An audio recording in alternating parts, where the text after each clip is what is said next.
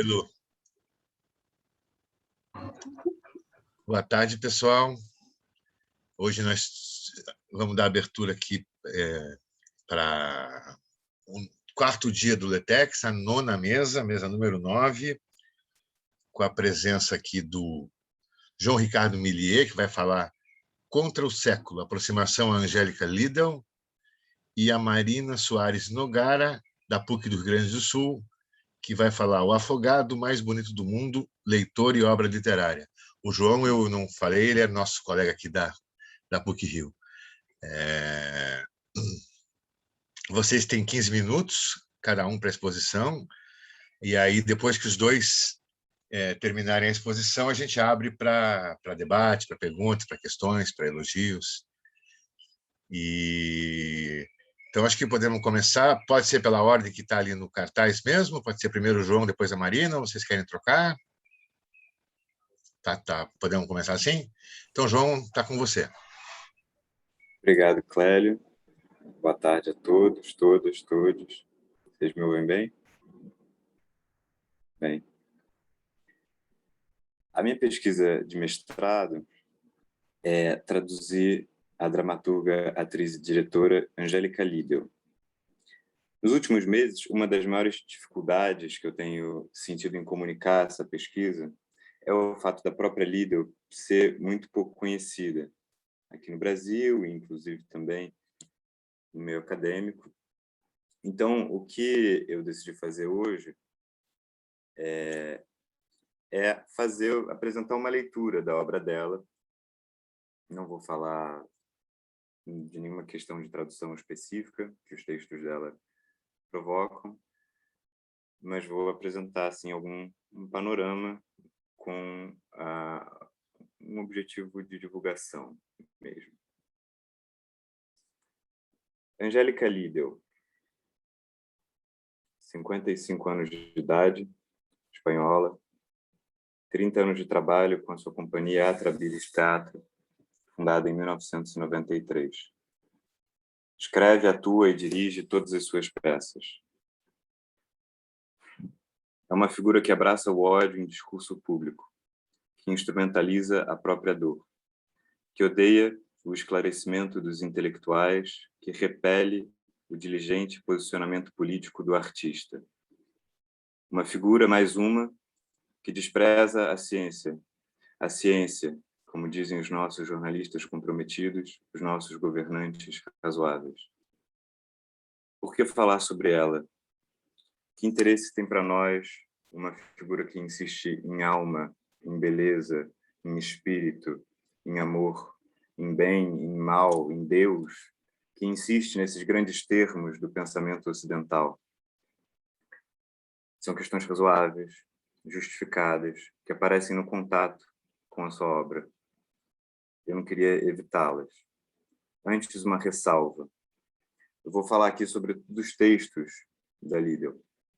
O texto é onde eu me pus em risco, ela disse, a respeito da sua peça mais recente, O cheiro de sangue não sai dos meus olhos, el olor a sangre no se me quita los ojos. Que é uma peça escrita a partir da figura de um lendário toureiro espanhol chamado Juan Belmonte, e que estreou em julho desse ano, na França, no Festival de Avignon. O texto é onde eu me ponho em risco.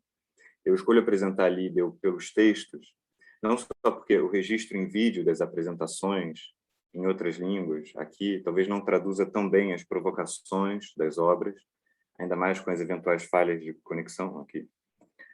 Mas também por acreditar que nos textos de Liddell existe uma cena que se constitui em si mesma.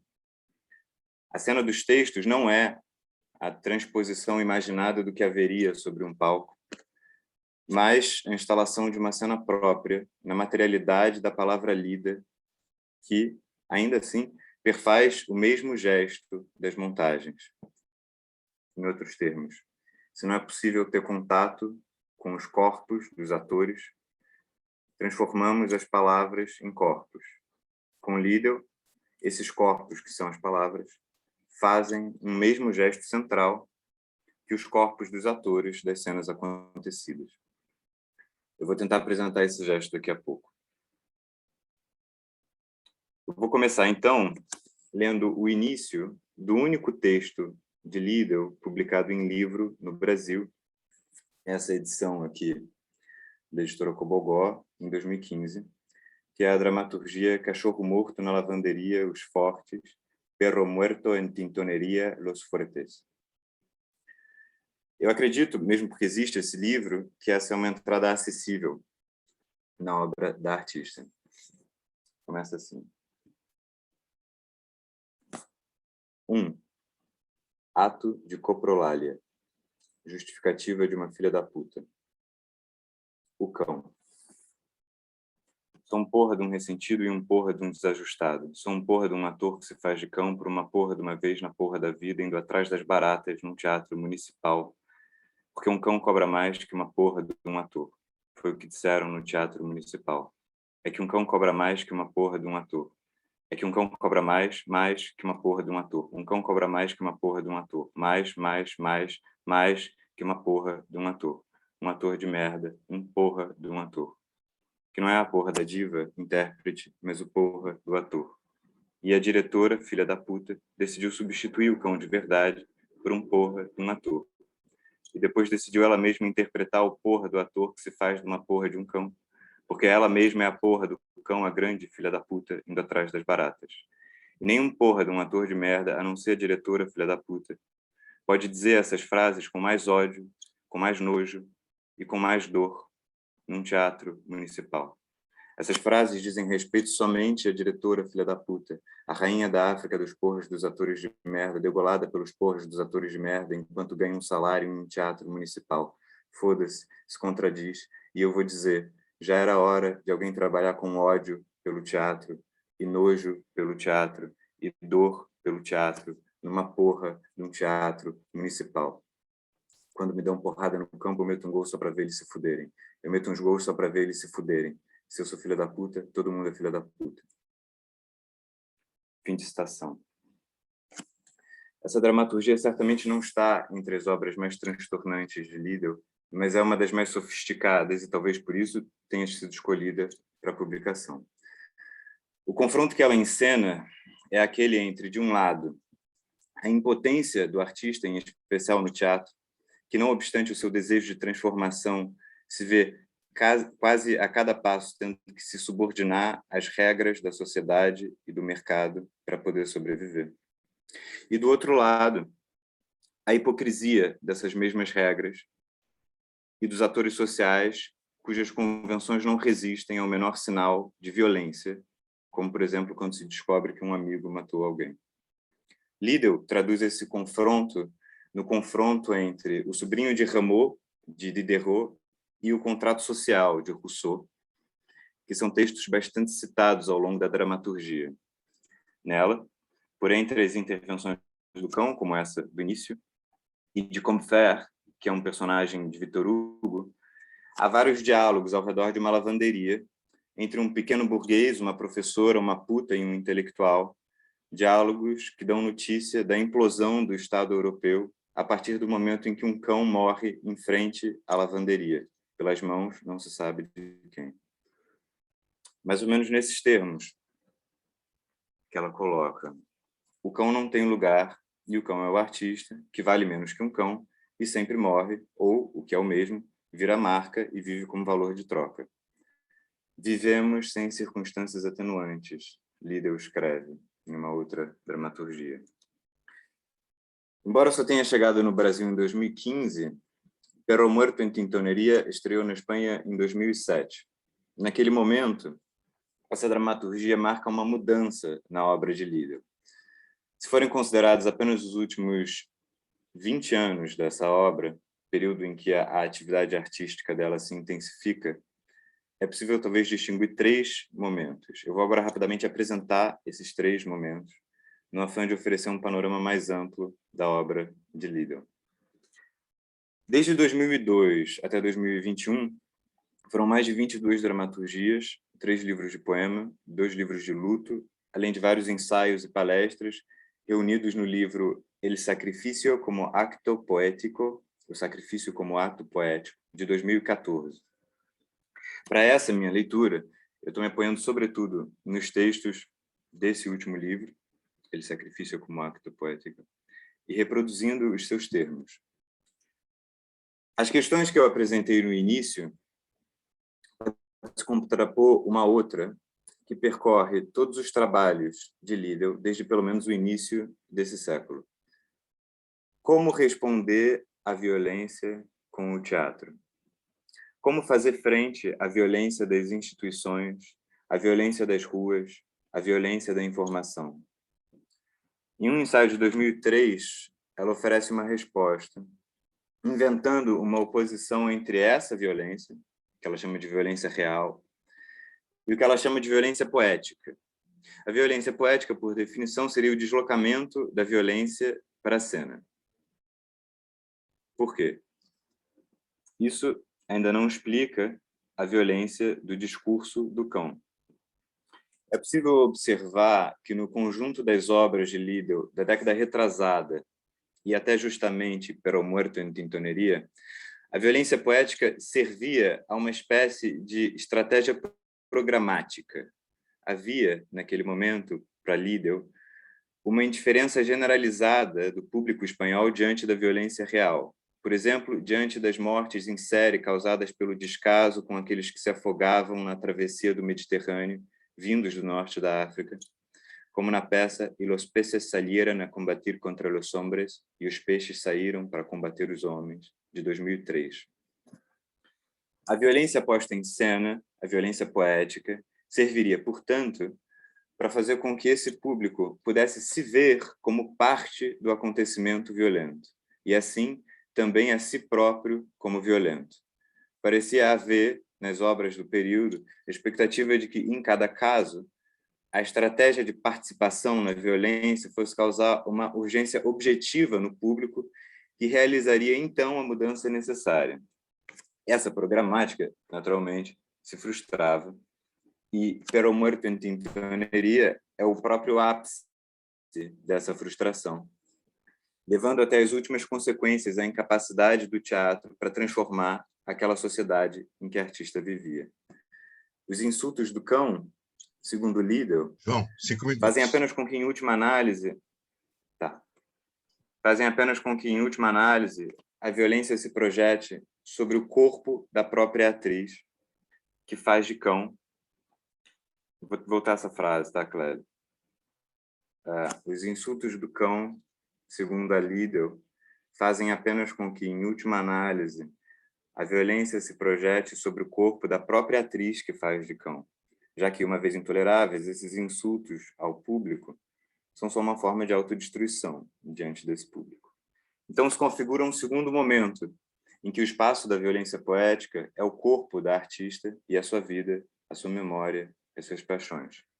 Daí, todas as cenas de automutilação dela e dos textos, combinadas com narrativas biográficas que se seguem nesse período. Ao mesmo tempo, sem mais qualquer ambição de transformação social, a transformação se interioriza. Liddell encontra no sacrifício um meio de expressão da violência poética, e essa passa a ser a sua estratégia central. No tempo das mortes coletivas, é necessário o sacrifício individual como rebeldia ou barricada, ela diz. Sua principal inspiração é a leitura de Kierkegaard do mito de Abraão. O sacrifício aqui, portanto, é aquele que, como o teatro, se interrompe justo no instante de se realizar, quando a faca já foi levantada sobre o ventre do filho.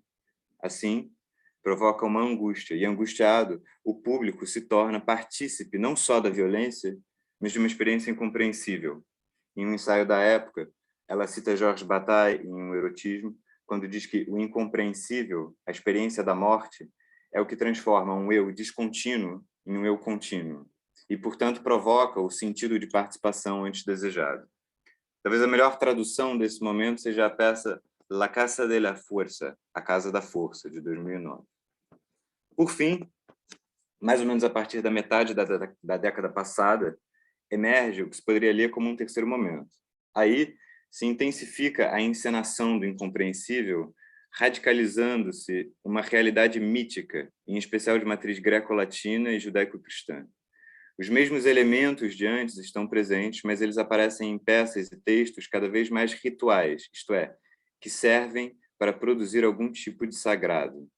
Eu vou terminar com o exemplo de Que haré yo con esta espada, que farei eu com esta espada, de 2016, que é uma das 3 peças que a minha pesquisa traduz. Nessa obra, encena-se a violência poética através de um pacto entre Liddell e Issei Sagawa, um intercambista japonês em Sorbonne que, no início dos anos 80, mata, esquarteja e come uma colega holandesa, René Hartveld, um canibal feminicida, um criminoso, enfim. O sacrifício que Liddell se impõe, dessa vez, consiste em expiar o crime de Sagawa. Para isso, invoca uma justiça inacessível ao século, as Eríneas, divindades a quem competia perseguir os assassinos até a morte, ou até que um criminoso encontrasse alguém que o purificasse. E esse é o papel que Liddell quer assumir. O modo de purificação é a representação do crime, isto é fazer com que o crime encontre uma expressão para sua paixão.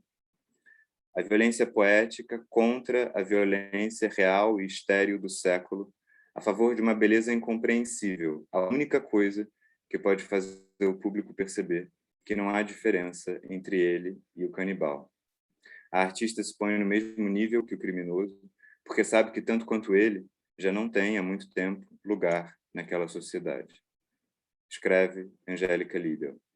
Toda civilização, por mais resistente que seja diante da barbárie, precisa de um canto que nos devolva a intimidade com o instinto, com o incompreensível, com os nervos, que nos devolva o espanto da existência pura e a revelação através do espanto e o amor pelo espanto. Obrigado.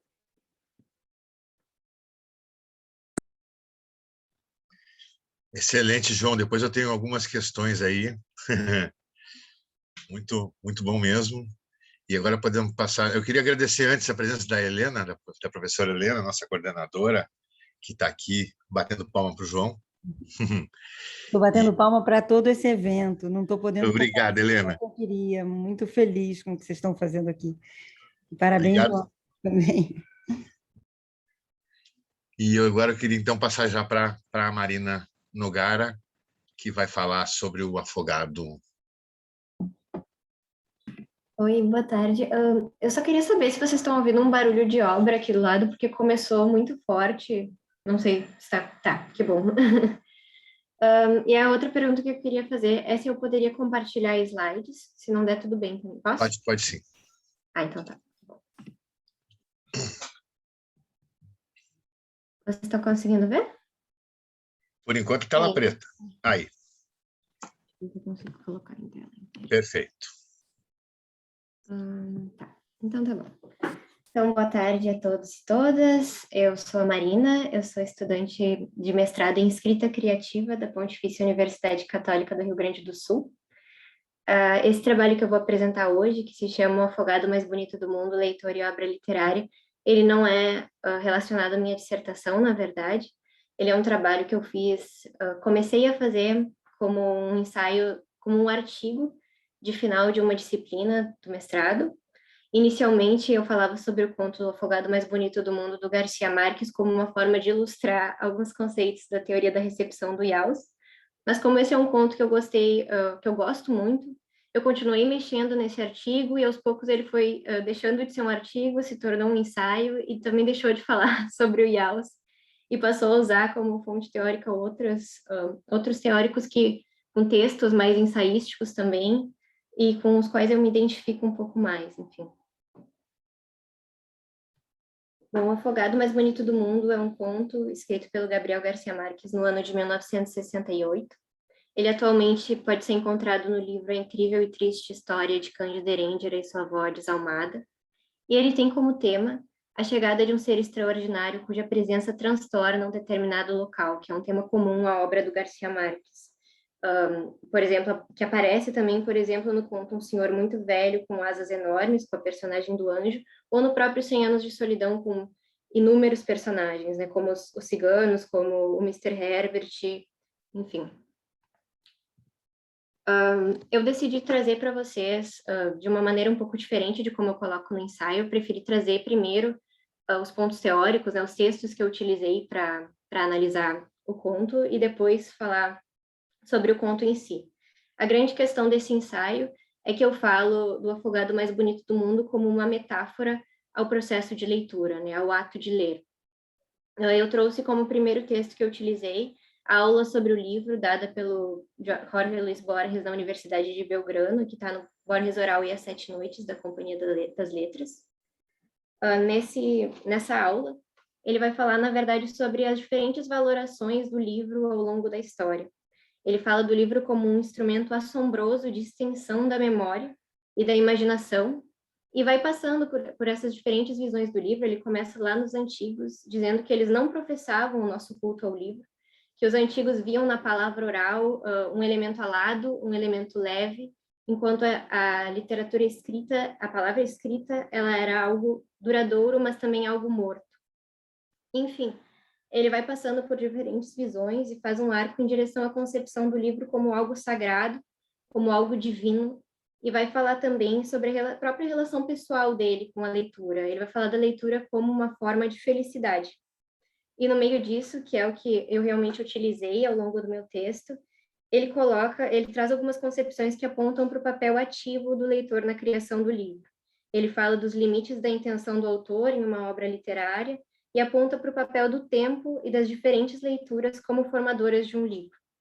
Ele fala: o Hamlet que nós lemos não é exatamente o Hamlet concebido por Shakespeare no início do século XVII. Hamlet é o Hamlet de Coleridge, de Goethe e de Bradley. O Hamlet foi renascido, e assim como tantos outros livros, assim como todos os outros livros, porque os leitores foram enriquecendo esse livro. Se lemos um livro antigo, é como se lêssemos todo o tempo transcorrido entre o dia em que ele foi escrito e nós. E assim ele coloca, né, o leitor nessa postura de co-criador, e fala também aqui, pegar um livro e abri-lo contém a possibilidade do fato estético. O que são as palavras deitadas num livro? O que são aqueles símbolos mortos? Nada, absolutamente. O que é um livro, se não o abrimos? É simplesmente um cubo de papel e couro com páginas. Então, é o leitor, através da leitura, que traz vida ao livro. O outro texto que eu utilizo é o livro A Espécie Fabuladora, da Nancy Houston, que é um texto que ela vai fazer, na verdade, buscando resposta à pergunta: para que inventar histórias quando a realidade já é tão extraordinária? Ela diz que nós, seres humanos, a gente tem essa concepção de que nós nascemos e de que nós vamos morrer. E que é a partir dessas duas certezas que a gente forma a ideia de uma vida inteira. E tendo essa ideia da vida inteira, a gente percebe a nossa existência terrestre como uma trajetória dotada de sentido, como uma curva que vai do nascimento à morte, como uma forma que se desdobra no tempo com um início, com peripécias e com um fim, em outros termos, como uma narrativa. E não só a vida é uma narrativa, como ela é formada por inúmeras narrativas, por inúmeras histórias, por inúmeras ficções. A Nancy Houston vai dizer que nós compreendemos o mundo por intermédio das ficções. Nós, seres humanos, a gente é incapaz de constatar qualquer coisa sem imediatamente buscar entender. E esse entendimento, ele se dá por meio das histórias, né, por meio das ficções. Nós somos uma espécie intrinsecamente fabuladora. Enfim, ao longo do livro, a resposta que ela vai encontrar para a pergunta é que, já que a realidade humana está tão repleta de ficções involuntárias, de ficções que existem fora do nosso controle, é preciso que a gente invente ficções voluntárias e ficções voluntárias e ricas, né? E aí ela traz a literatura como essa ficção que se assume como tal. Ela diz: eu sou literatura, quer dizer, eu sou ficção. E assim nos dá a opção de escolher, né? De escolher, nos dá uma liberdade de escolher estar com ela, de escolher criá-la, de escolher, enfim, lê-la, né? E fala sobre o poder que a literatura tem de nos trazer uma nova concepção de mundo, de dar testemunho de outras experiências que não as nossas. E peraí, vou só encontrar aqui.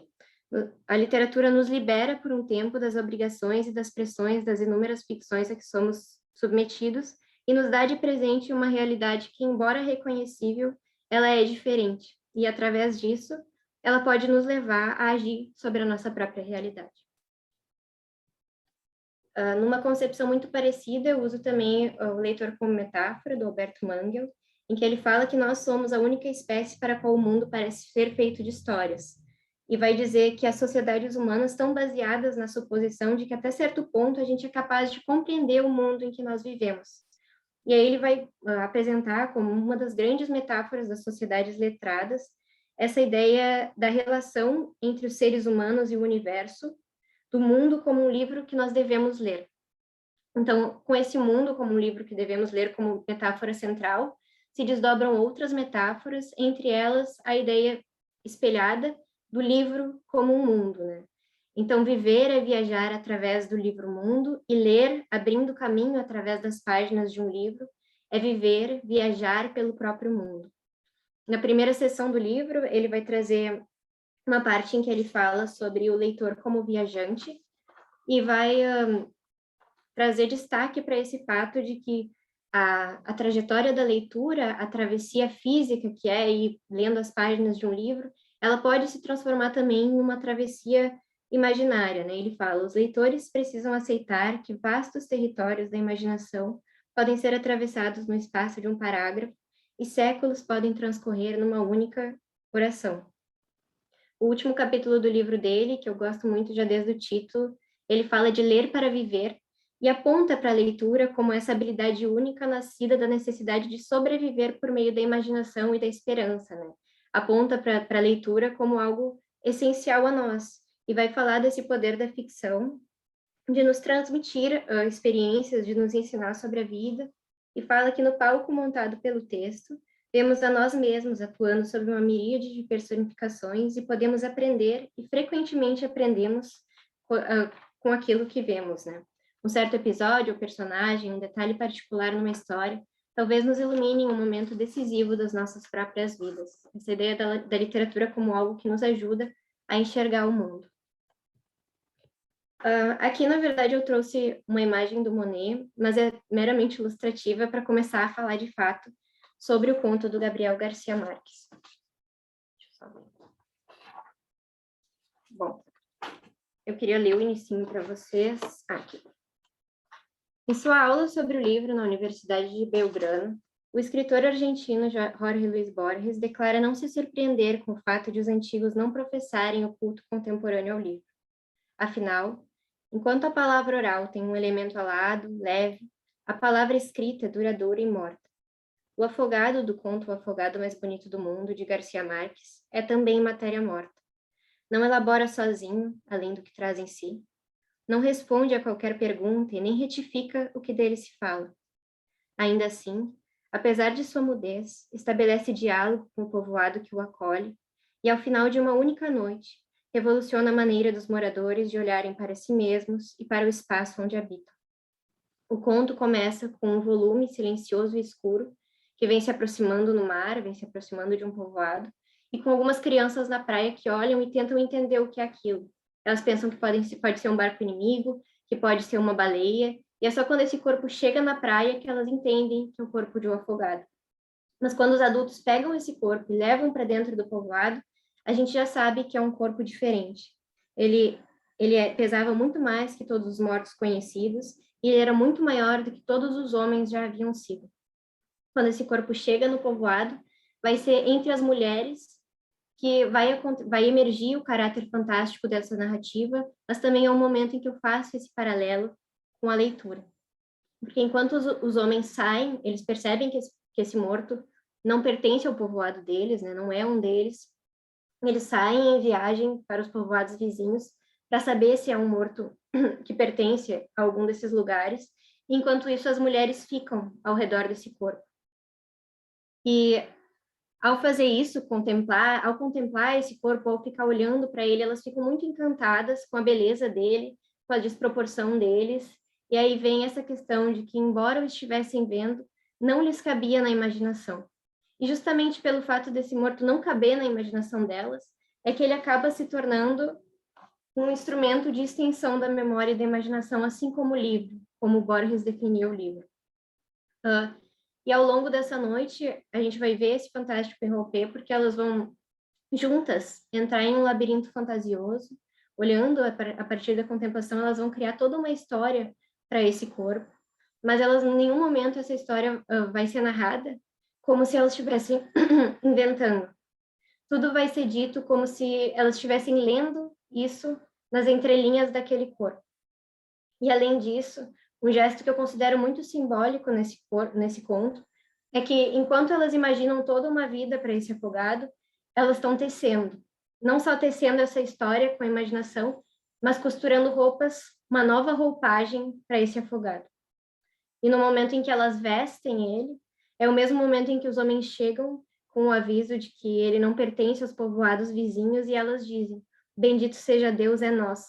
Então, no momento em que elas entregam uma roupa, em que elas colocam uma nova vestimenta, em que elas se tornam, de alguma forma, intervêm nesse corpo, elas reconhecem esse corpo como delas também, né? Como pertencente a elas. Eu vou 5 minutos, Marina. Certo.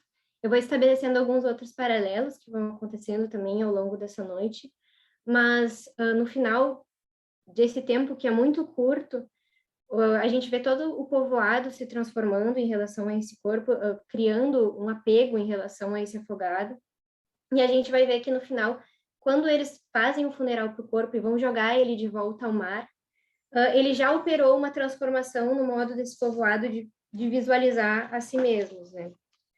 Nesse momento, eles dizem, só um momentinho, pela primeira vez percebem a desolação de suas ruas, a aridez de seus pátios, a estreiteza de seus sonhos diante do esplendor e da beleza do seu afogado. E quando eles jogam esse afogado de volta ao mar, eles pensam, tudo seria diferente desde então. Suas casas teriam as portas mais largas, os tetos mais altos, os pisos mais firmes, para que a lembrança de Estevão pudesse andar por toda parte, sem bater nas traves, e que ninguém se atrevesse a sussurrar no futuro, já morreu o bobo grande, que pena, já morreu o bobo bonito. Então, se na chegada do corpo bastou a eles olhar uns aos outros para perceber que nenhum faltava, agora sem esse corpo, eles não tiveram a necessidade de olhar-se uns aos outros para perceber que já não estavam todos, nem voltariam a estar jamais. Houve uma expansão no horizonte, na maneira como essas pessoas olham para a realidade. Mas, ainda assim, vale ressaltar que, assim como acontece com as obras literárias, ainda que os moradores sentissem uma profunda conexão com o afogado, eles não poderiam permanecer exclusivamente com eles. Retornado ao mar, passível de ser pensado aqui como fluxo do tempo e da história, o corpo fica à deriva, tendo suas formas mudadas, suas vestes remexidas ou esfrangalhadas, até que aporte em uma nova praia, com a chance de uma vez mais ser encontrado por moradores que são nessa história como leitores, capazes de tecer-lhe novas roupas e assim também uma nova vida. É isso. Muito obrigada. Muito bom, Marina. Achei interessantíssima a tua ligação do afogado com o livro, né? Com o objeto livro. Parabéns. Acho que a sua pesquisa a sua dissertação de mestrado vai ser muito bem encaminhada, né? E eu queria, então, aproveitar e convidar vocês para fazer perguntas. Pode abrir o microfone ou escrever no chat se quiserem. E eu queria já fazer uma pergunta para o João. Eu não conheço a Angélica Lidl, né? Só vim conhecer agora, não conheci o texto dela. Mas, além de ser impactante a leitura, pelo menos, dos textos que você fez, me pareceu aquela dramaturgia assim que é muito também feita para ser lida, né? Me lembrou muito a Sarah Kane. Não sei se você faz essa ligação com a dramaturgia da Sarah Kane. Mas eu gostaria de saber exatamente isso. Como são as montagens das peças dela? Qual é é uma montagem mais tradicional? Eu não tenho nem ideia. Eu gostaria de saber. Sim. Eu vou tentar não dar uma resposta muito longa. Vamos dizer assim, não existe uma identidade necessária para além das próprias palavras entre a encenação e e o ambiente que se cria na leitura. Acho que nesse sentido, sim, não é que sejam dramaturgias para serem lidas, mas são, como eu acredito, dramaturgias que também se encenam a partir da leitura, ou seja, que não precisam de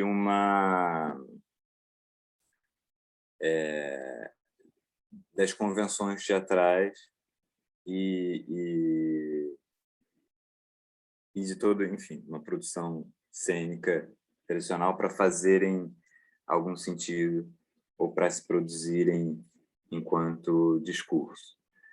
Acho que é parecido com a Sarah Kane, mas talvez mais por uma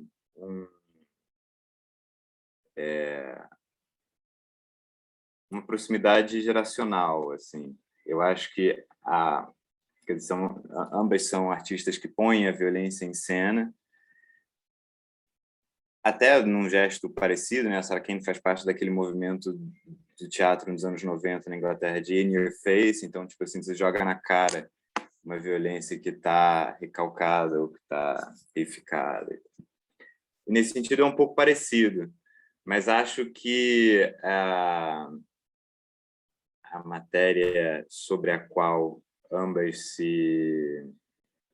a matéria que ambas utilizam para fazer esse gesto é diferente, e aí acho que essa diferença tem bastante a ver com a nacionalidade de cada uma, as questões pertinentes ali aos anos 90 na Inglaterra, coisas de globalização e uma violência de terrorismo e tal. Também eu nem falei tanto da Líder nos anos 90, mas ela, de alguma forma, tem uma herança diferente ali do sul da Europa, ibérica e tal, mediterrânea.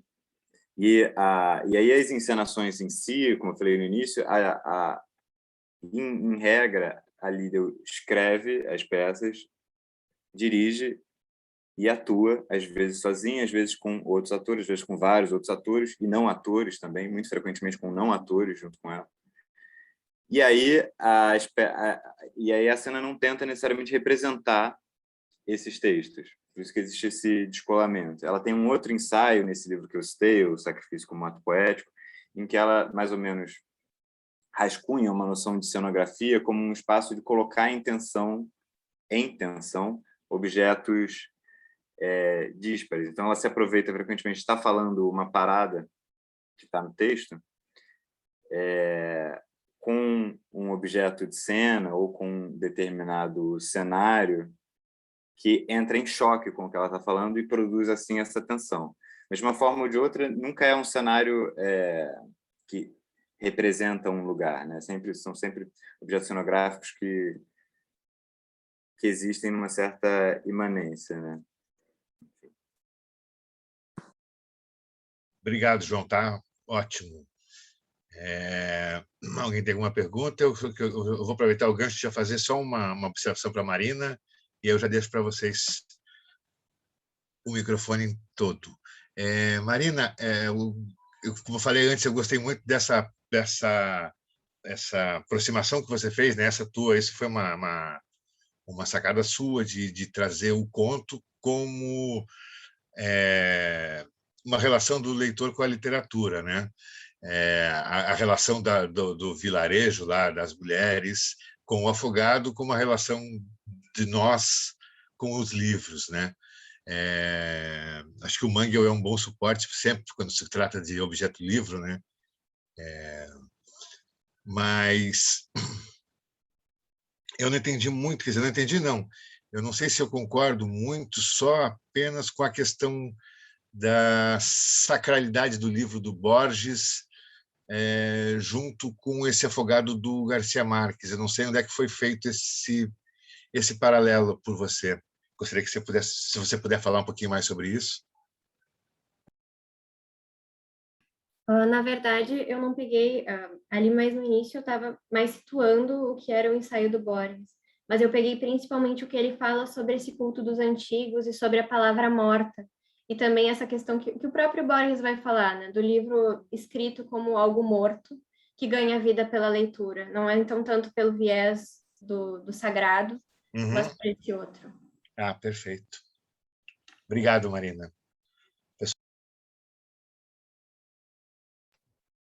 Eu tenho uma questão. Primeiro que eu estou tentando me lembrar aqui, estou doida que a Patrícia Latavo entre para ela me ajudar, que é de uma exposição que eu falei até no chat aqui, mas eu vi isso em 2017 na PUC. Não a exposição, a aula. Flávia Vieira que apresentou. Que era exatamente isso, assim, era colocar dentro do caos imagens, né, dessa artista, que era para ver se as pessoas se identificavam e se colocavam no lugar daquelas pessoas que estavam no caos, né? E aí, como você comentou, não sei se eu ouvi certo, mas assim, não gera essa identificação. As pessoas, elas não conseguem se ver no lugar daquelas que estão agredindo. Na verdade, elas criam uma repulsa, né? E aí, nessa aula, entrava, inclusive, com o estranho familiar do Freud, que é aquilo, a gente só estranha o que está dentro da gente de alguma forma, mas a gente repele porque a gente não quer ter contato com aquilo. Então, se eu conseguir me lembrar onde eu te falo, porque é super interessante, aí eu queria ver qual é a tua leitura, João, sobre essa arte, vamos dizer assim, vou falar o nome que está me vindo, de protesto tão direto, a ponto de... Você acha que isso realmente gera essa identificação ou gera muito mais o inverso? As pessoas se afastam daquilo. Pelas tuas leituras da Lida, eu também não conhecia. Gostei muito de conhecê-la. Sim. Não, maravilhoso. Eu, na verdade, escrevi para quem não conhecesse mesmo, essa é a intenção. Vamos lá. Eu acho que o desafio que uma artista como a Lida se impõe... Estão me ouvindo bem? Eu recebi uma mensagem aqui de que a conexão está ruim. Estão me ouvindo? Está tranquilo aqui, tá vindo bem, sim. Uma outra tremida, bem de leve. Tá, vou falando qualquer coisa, vocês interrompem. Eu acho que o desafio que uma artista como a Lida se coloca é não conseguir não conseguir ser colocada numa categoria como essa, de protesto, ou de denúncia, ou alguma coisa assim. Produzir essa experiência incompreensível, que ela usa mesmo, incompreende, tipo assim, tá, isso é um protesto, eu concordo ou não concordo com esse protesto, eu me identifico ou não me identifico. Eu acho que aí o dispositivo central para que ela consiga ultrapassar essa barreira da categoria é a violência mesmo, assim. E talvez depois eu até quero saber mais desse caso de sala de aula que você falou, mas talvez o que tenha ocorrido ali é que aquelas imagens não puderam chocar tanto ou se apresentar como tão violentos para aquele público, né? Na verdade, a Lida entra também num outro ensaio, em toda uma discussão sobre justamente o efeito anestesiante da violência cotidiana e da violência na imprensa e da violência com a qual a gente já está acostumado e que é imobilizante. Então, ela tenta ser mais violenta do que isso, mas dentro de um deslocamento da violência que coloca a violência dentro de um gesto artístico, né, maior. De forma que essa violência não seja apenas a mera reprodução da violência. Né? Entendi. Caramba, forte o trabalho dela. Respondeu. E aproveitando aqui para a Marina, que coisa mais linda esse link que ela fez do livro com Afogado. O link é seu? Olha que coisa linda. Cadê? Está sem som. Ai, obrigada. Para mim, eu quis fazer esse trabalho, na verdade, justamente porque era o modo que eu sempre lia esse conto, e é um conto que eu gosto muito, muito, muito. E eu lia e relia ele, e eu via isso nele. E quando eu tive que fazer esse trabalho sobre a estética da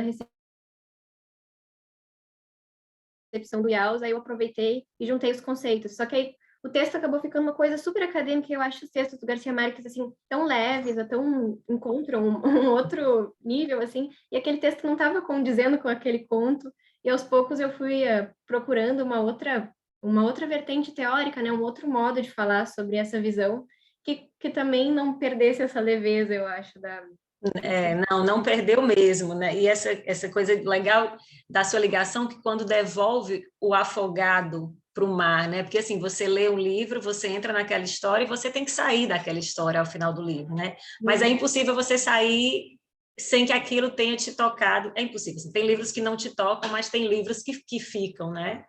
E é impossível, então, eu sou, o que aconteceu, o meu afogado é a Zélia Gattai, que é o objeto da minha tese, assim, eu não consegui me largar dela nunca mais. Então, achei muito bonita essa sua conexão. Parabéns, viu?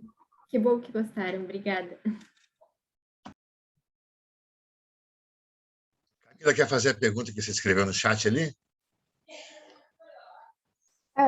Eu acabei escrevendo. João, você pode dizer que a intenção da Angélica é de fazer uma suspensão do cotidiano, buscando essa radicalidade, né?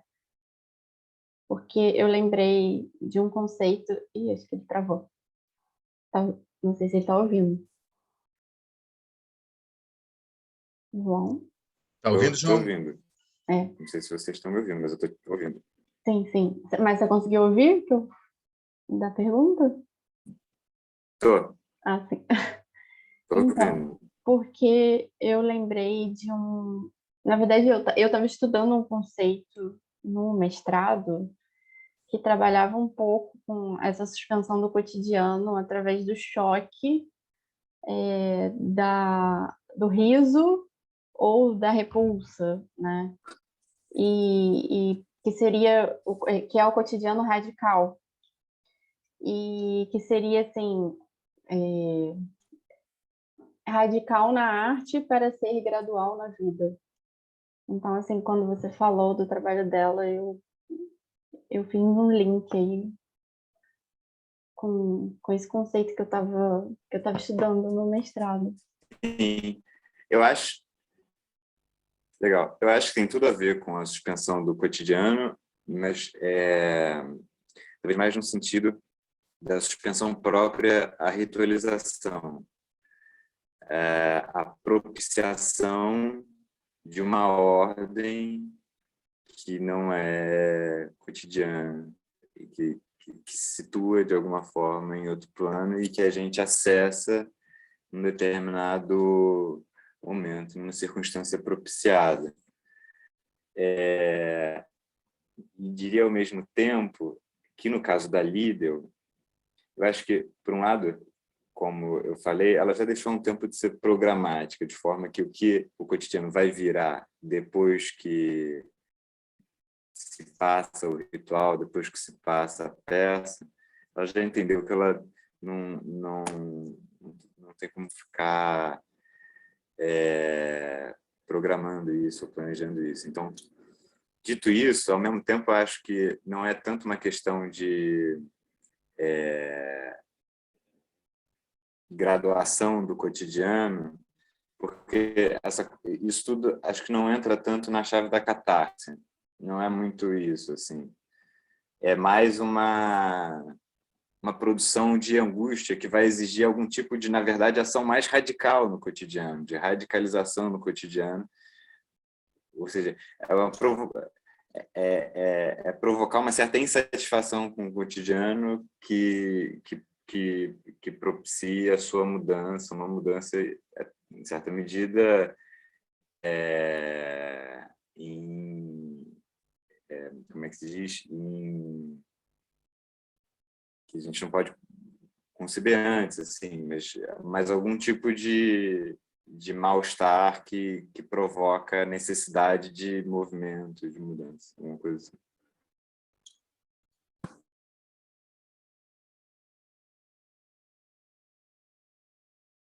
Mais alguém gostaria de fazer uso da palavra? Posso Helena? fazer uma perguntinha? Claro, Não, Helena. já que tem tempo. Temos Quero tempo. usurpar. Não, uma pergunta para o João, já que a gente tem tempo aqui, né? Uma das pessoas que ia apresentar faltou, pelo que eu entendi, não é isso? Então, não, só para dar, o João escolheu fazer a apresentação dele sem mencionar o aspecto da tradução, que eu conheço, eu sou orientadora e tudo, e a pesquisa envolve um trabalho de tradução da Liddell, né? E aí, falar um pouquinho sobre esse aspecto, já que a gente tem tempo, e eu, assim, como uma provocação, o texto que você trouxe, que está traduzido para o português, que é traduzido pela Beatriz Sayad, que é dramaturga e atriz também, né? Egressa aqui da PUC, da graduação também. Então, ela no final, quando ela faz o prefácio dela, nota de tradutora, ela agradece a Estamira. A Beatriz escreveu a peça e dirigiu a peça Estamira, À Beira do Mundo. Não sei se talvez alguns de vocês conheçam aqui, um espetáculo super forte. E ela diz assim no prefácio: agradeço a Estamira, cuja irmandade com a Angélica, na sua potência poética, no seu tom injuriado e no seu ritmo desconcertante, me ajudou a escutar, a materializar o texto do Perro Muerto. Então, queria saber se você tem alguém, se você poderia indicar já, assim, alguma irmandade com a Lidl que te ajude na materialização do texto em português que está em construção, ou falar de algum outro aspecto sobre a tradução que você acha relevante. Desculpa eu estar sem câmera, estou com uma encrenca aqui na câmera, tá? Então, eu fico só de voz aqui. É isso. Obrigado pela pergunta, Helena. Vamos lá. Eu acho que, respondendo a tua pergunta pelo final, eu não consigo fazer tanto algum paralelo assim em português. Não que não exista, eu acho que, sobretudo na dramaturgia contemporânea, existem intensidades bastante próximas, assim. Mas eu não tenho buscado tanto. O meu movimento de tradução tem sido muito mais me devolver a textualidade das dramaturgias da Liddell e, inclusive, as citações abundantes que ela mesma faz. Então, nesse sentido, embora essas citações todas, com exceção de uma, não sejam de escritores lusófonos, mas eu fico tentando fazer um pouco uma aproximação às textualidades que me parece que também a inspiram, assim, embora essas textualidades, na maior parte das vezes, passem pela tradução. A exceção é o Fernando Pessoa, de Mensagem. Essa última peça da qual eu falei, O que farei com essa espada, começa com uma epígrafe de um dos poemas de Mensagem, que é O Conde Dom Henrique, que é justamente de onde vem o título da peça, Que farei eu com esta espada. Que farei com esta espada é um verso do Pessoa.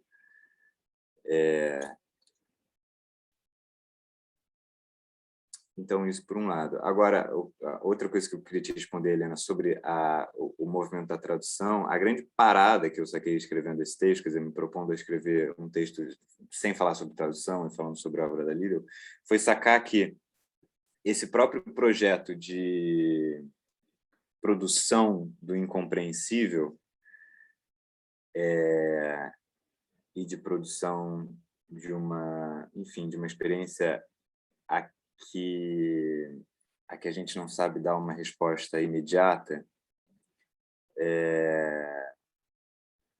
é muito próxima da... E é interessante que ela cita o Bataille, cita o erotismo, porque na minha pesquisa de tradução, agora falando para as outras pessoas, não para a Helena, que já sabe disso, uma referência central para fazer a leitura da Liddell, e até, de certa forma, fortuita, quer dizer, cruzei com ela, é um verbete do Bataille também, mas da revista Document, o verbete do Informe, em que ele começa: um dicionário começaria a partir do momento em que não desse mais o sentido, mas as tarefas das palavras. Então, eu tento ler sempre os textos da Liddell de forma a encontrar as tarefas dessas palavras, ou seja, o gesto dessas palavras, para que eu possa reproduzir não necessariamente o sentido ou uma materialidade, ou necessariamente a materialidade, mas sim o gesto, quer dizer, o que as palavras fazem. E então eu já usava essa premissa para traduzir a Liddell. E aí, além disso, seguindo o verbete do Bataille, o que ele diz que é, se a gente pensa no que as palavras fazem, a palavra informe serve para desclassificar. Ela é como um escarro ou uma aranha.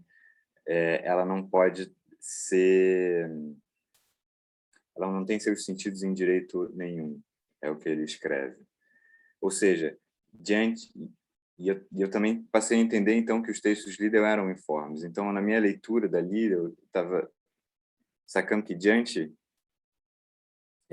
daquele texto, seria difícil eu aproximar ele, assim, tão imediatamente de um código que permitisse com que eu o traduzisse.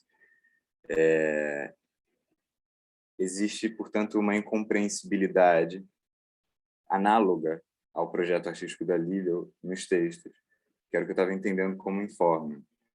Então, acho que, em certa medida, para a própria tradução se colocam essas mesmas provocações que as dramaturgias colocam para o público. Como traduzir essa violência, que não é fácil de dizer, é um protesto, então eu vou assumir um tom de protesto, então é uma denúncia, eu vou assumir um tom de denúncia. Não, é uma violência mais espantosa, mais informe. E aí eu preciso um pouco fazer um trabalho mais detido dos gestos de cada momento, tá? Isso que eu estou tentando fazer. Assim. Tá ótimo, beleza.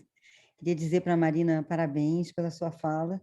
E tem umas perguntas nascendo aqui, mas não nasceram ainda, eu sou muito lenta. Eu consigo fazer pergunta para o meu orientando, porque eu já estou mais envolvida no processo.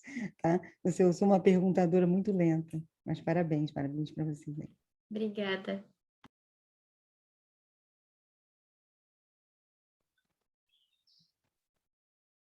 Lu, você quer fazer aquela pergunta ali para a Marina? Marina. Aquela observação, na verdade é uma observação mesmo, assim, que eu acho que tem um desdobramento. Você está no mestrado, né, Marina?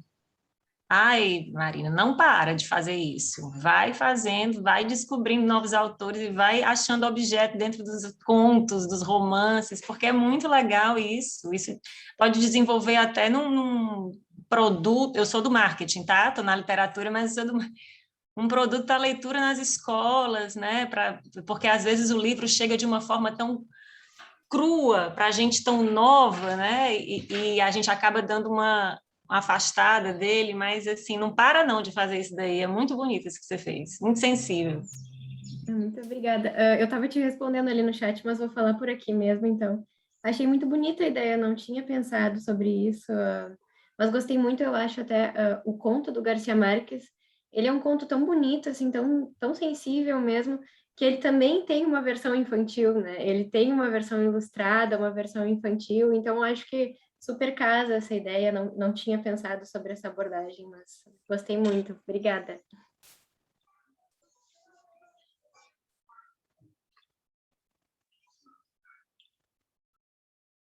Camila, encerramos e voltamos daqui a 15 minutos. Ficamos batendo papo aqui. Acho que vocês querem fazer alguma consideração final? Não sei. Helena, conseguiu pensar numa pergunta para a Marina? Gente, queria só agradecer a companhia da Marina, também do Clélio, de todos vocês. E é sempre uma oportunidade maravilhosa poder falar sobre Angélica Liddell. Então, obrigado. Eu queria agradecer também, muito diferente eu estar aqui, né? Na verdade, eu sou da PUC do Rio Grande do Sul, então bem longe, mas super feliz de poder participar do evento. Muito bonito. Obrigada, gente. Ótimo, vocês engrandeceram bastante aqui. E eu espero que vocês dois mandem os artigos para a gente publicar na revista Escritas, se possível. Vai ser um enriquecimento e tanto para a revista, para a nossa edição especial. Obrigado. Então é isso, voltamos às 4 horas. Podem ficar aí, desligar a câmera quem quiser ficar e ficar por aí mesmo.